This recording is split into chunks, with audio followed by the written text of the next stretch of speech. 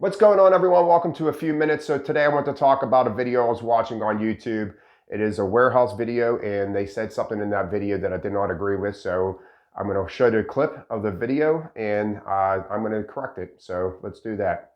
Guys, if you're selecting on the right side, you should be passing on the left side. It's the same. It's just proper etiquette for selecting. Don't hog the middle of the aisle, and don't hog the left side of the aisle. All right, guys, so with that being said, I don't always, there's times that I say stuff that, maybe I don't agree with 100%.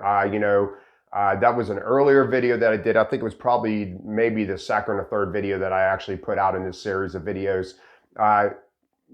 It's wrong, okay? So I wanted to reiterate on this because, I'm thinking when I was doing that video, I'm thinking about traffic going back and forth in the aisle. You need to take your jack to the right side of the aisle and the left side of the aisle. Wherever you are closer to your product at, you need to do so. Now, when I select in the warehouse, I'm on the right side.